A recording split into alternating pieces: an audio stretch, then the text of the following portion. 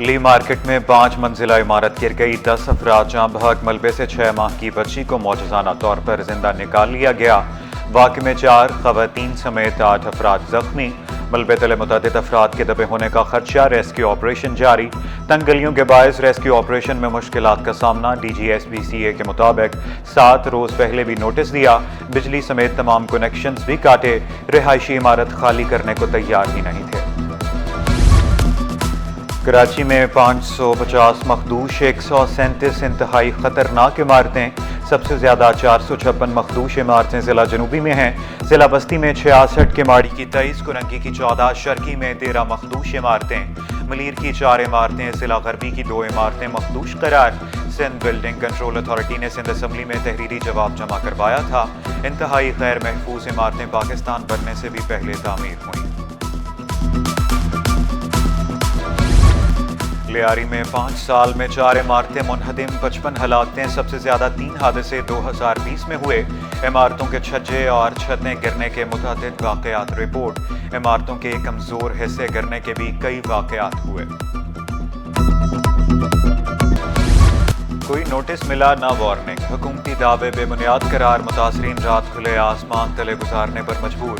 علاقہ مکینوں کے مطابق عمارت کل رات سے جھول رہی تھی، ٹوٹ پھوٹ کی آوازیں آنے لگی تھی، مکینوں نے نظر انداز کیا یا سنجیدہ نہیں لیا۔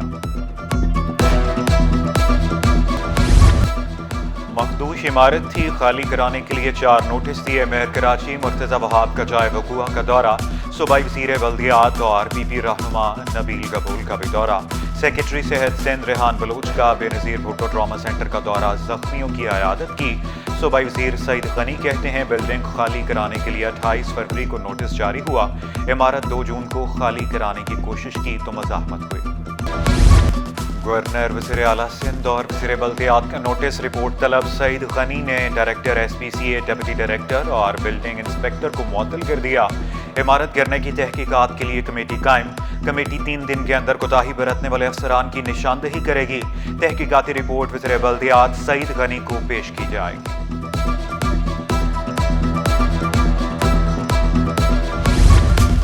60 گز جگہ پر 5 منزلہ عمارت کی تعمیر، بڑعالمیہ امیر جماعت اسلامی کراچی کا عمارت گرنے پر اظہار افسوس، متاثرہ خاندانوں کو 6 ماہ کا کرایہ اور متبادل جگہ دینے کا مطالبہ، کہا 5 سال میں 1 لاکھ عمارتیں بغیر منظوری بنائی گئی، عوام کو سہولیات کی فراہمی حکومت کی ذمہ داری، سندھ بلڈنگ کنٹرول اتھارٹی کو کرپشن کا اڈا قرار دیا۔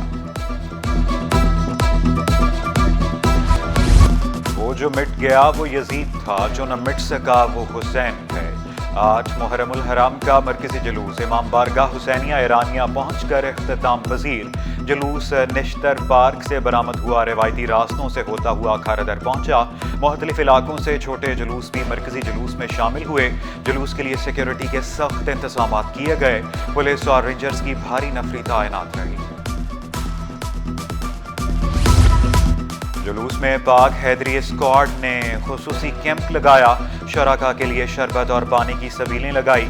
ایڈیشنل سیکرٹری مجتبیٰ جعفری کا کہنا تھا کہ ہر سال پاک اسکواڈ کے 500 سے زائد رضاکار ڈیوٹی دیتے ہیں۔ یوم عاشور پر محکمہ سٹی وارڈنز کا کنٹیجنسی پلان تیار، 9 اور 10 محرم الحرام کو 300 سے زائد وارڈن خدمات انجام دیں گے۔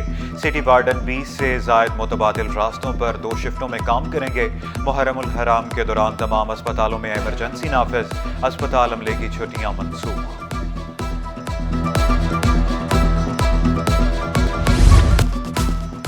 مانسون کے دوسرے سپیل کی تیاریاں، 8 سے 11 جولائی کے درمیان بارش متوقع، سمندری ہوائیں بحال ہونے سے موسم خوشگوار۔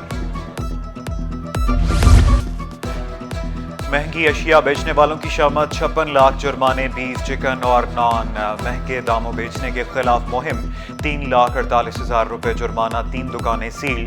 کمشنر کراچی حسن نقوی کا سرکاری قیمتوں پر عمل درآمد یقینی بنانے کا حکم، کہا ڈپٹی کمشنرز گراں فروشوں کے خلاف مہم کو مؤثر بنائیں۔ لائن لاسز کی بنیاد پر بدترین لوڈ شیڈنگ، جماعت اسلامی معاملہ سندھ ہائی کورٹ لے گئی۔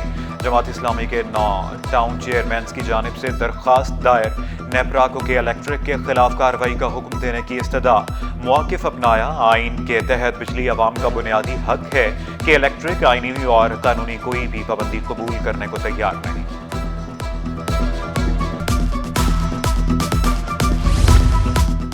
13 کروڑ ڈکیتی کے 4 ملزم عدالتی ریمانڈ پر جیل منتقل۔ 2 ملزمان کا پولیس پر تشدد کا الزام، ایس ایس پی ایسٹ کو انکوائری کا حکم۔ تفتیشی افسر نے ملزمان نمرا اور شہریار کی میڈیکو لیگل رپورٹ عدالت میں پیش کر دی۔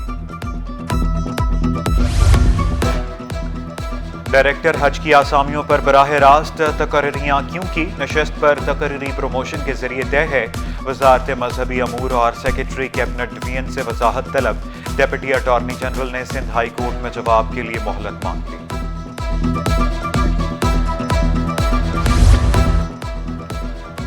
محکمہ ایکسائز 1 ارب 48 کروڑ کا ٹیکس ہدف پورا نہ کر سکا، سرکاری خزانے کو 68 لاکھ کا نقصان۔ آڈیٹر جنرل آف پاکستان نے رپورٹ جاری کر دی۔ آئی ٹی کمپنیوں سے 68 لاکھ روپے کی انکم ٹیکس کٹوتی نہیں کی گئی۔ حیدرآباد سے 3 ارب کے بجائے 73 کروڑ ٹیکس ملا۔ ڈائریکٹر ایکسائز نے 2 کروڑ روپے اخراجات کا ریکارڈ ہی فراہم نہیں کیا۔ متعلقہ حکام کے خلاف کارروائی کی اپیل۔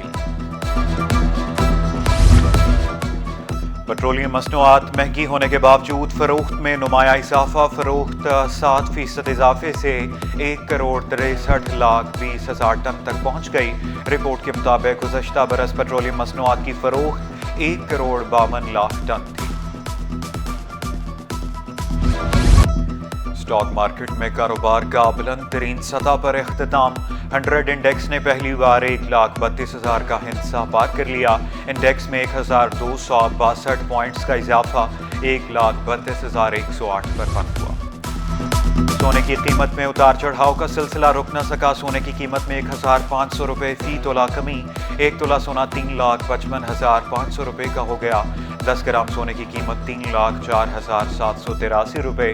1 تولہ چاندی کی قیمت 3,871 روپے پر برقرار۔ قومی وومن کرکٹ ٹیم کا skills and fitness camp. Cricket board نے 24 خواتین کھلاڑیوں کو سکلز اینڈ فٹنس کیمپ کے لیے بلا لیا۔ کیمپ 7 جولائی سے 2 اگست تک کراچی میں جاری رہے گا۔